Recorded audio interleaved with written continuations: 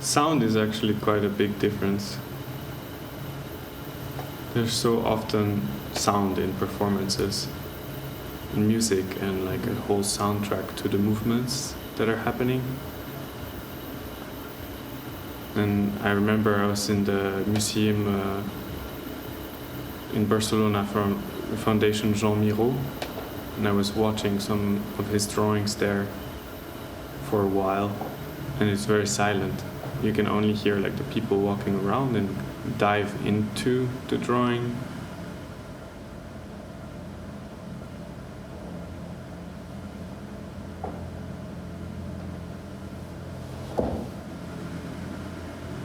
But with performance, you're also working with time and with movement, and that's completely a different world, I feel. And that's often what I also thought about when drawing, that when I draw, I start to imagine my drawings moving, and that's also what made me want to animate more.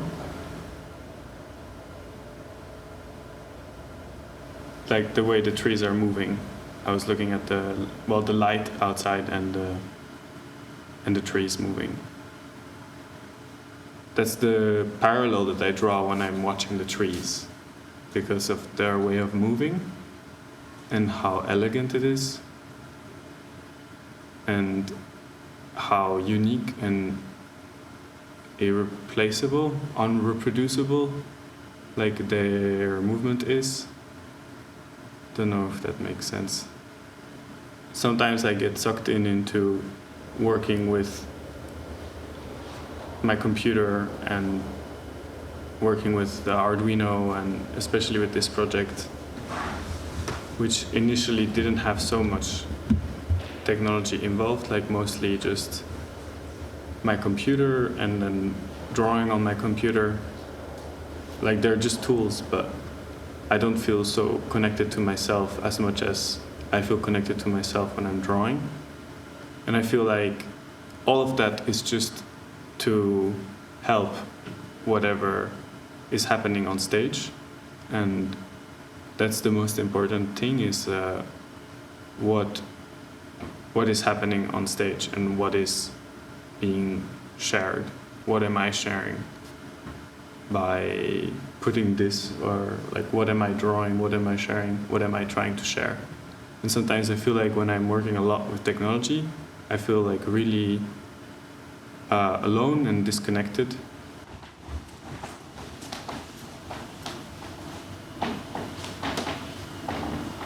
Drawing has been a really important part of my life for quite some time now. I started drawing more seriously when I was about 16 years old. I had this art teacher that taught me how to use abstract drawing as a way to deal with complex situations, anxiety, or other overwhelming feelings. And it has stuck with me from the moment I had these art classes. So I take my sketchbook during conversations or any situations. Nowadays it's not so much anymore about escaping anxiety, but more about translating feelings that I have.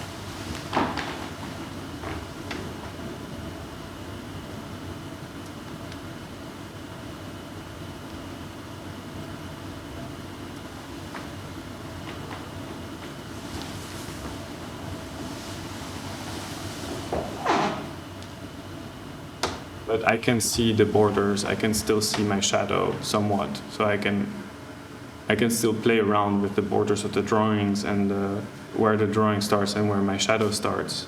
But when I enter the drawings, it depends which drawing, but if I focus really a lot on it, I can feel like, for example, this character that I drew, that's like showing me like,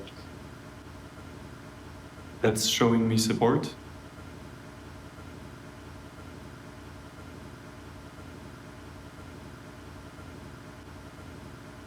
I could really feel the support of that drawing, like as if or the drawing that's like hugging me or having my shadow.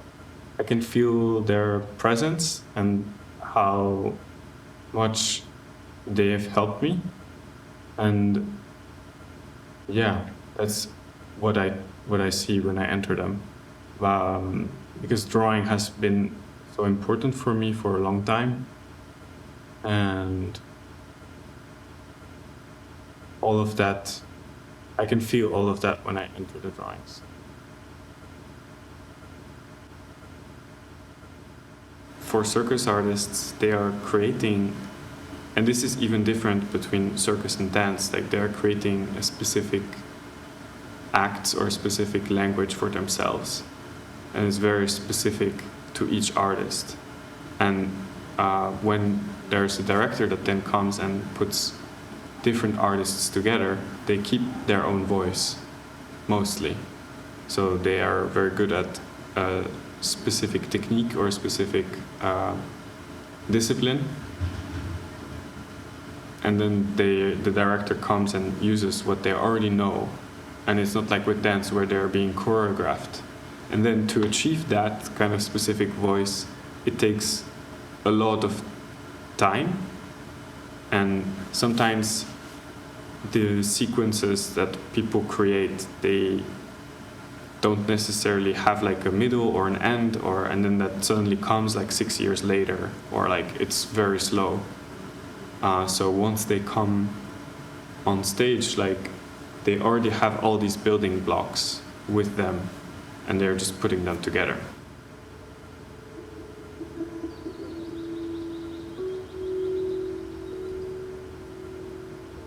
Yeah, with Luminous Daisies, it was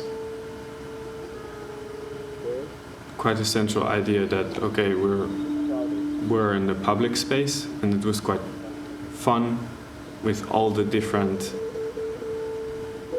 fun, not always easy, with all the different actors that are merging in public spaces, and people, all these different people that have power over these places, and performing there, you automatically make it accessible to anyone that passes by there.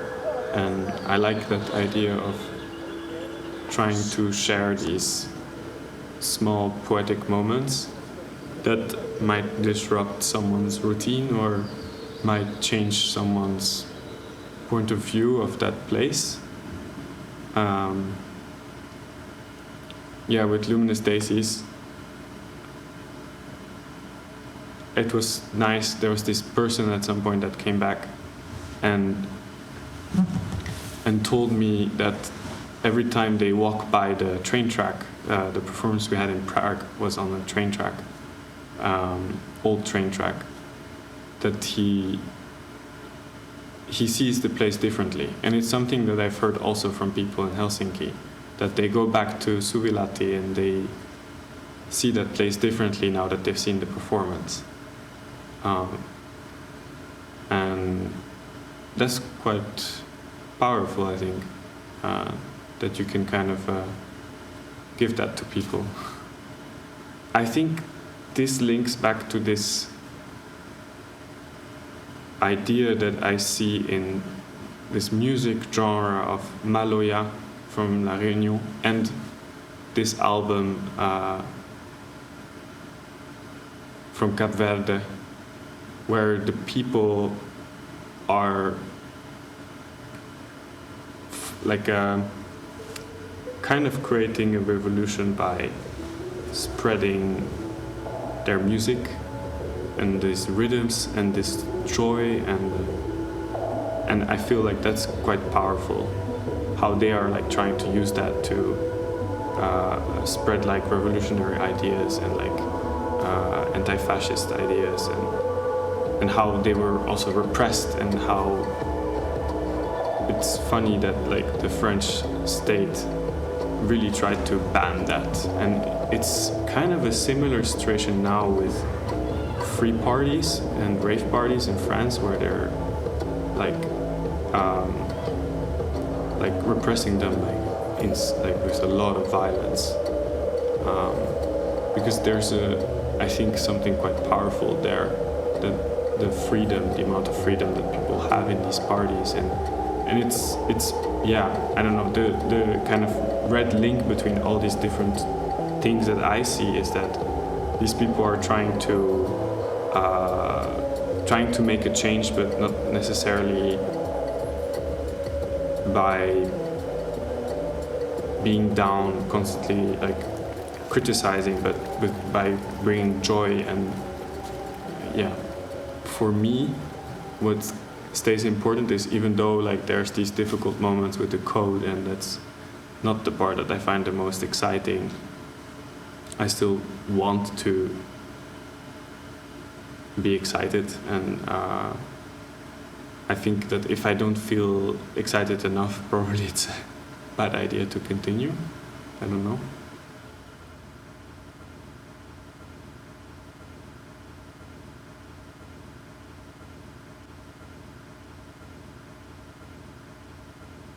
But I'm not really a circus artist.